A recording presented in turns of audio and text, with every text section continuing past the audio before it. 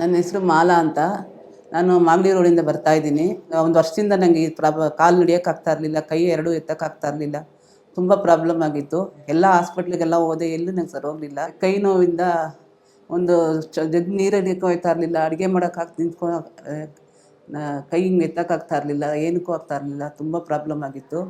ಕಾಲು ಬಂದು ನಿಂತ್ಕೊಂಡು ಅಡುಗೆ ಮಾಡೋಕ್ಕೂ ಆಗ್ತಾ ಇರಲಿಲ್ಲ, ಟಾಯ್ಲೆಟ್ಗೆ ಹೋಗೋಕ್ಕಾಗ್ತಾ ಇರಲಿಲ್ಲ. ಕೊನೆಗೆ ಆರ್ಜೆ ಹಾಸ್ಪಿಟ್ಲಿಗೆ ಬಂದೆ.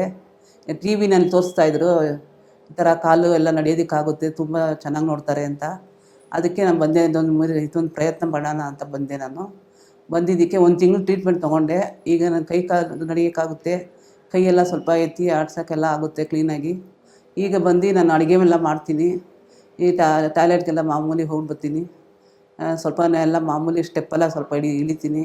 1 ತಿಂಗಳು ಟ್ರೀಟ್ಮೆಂಟ್ ತೊಗೊಂಡಿದ್ದ ತಕ್ಷಣ ನನಗೆ ಈಗ ಚೆನ್ನಾಗಾಗಿದೆ.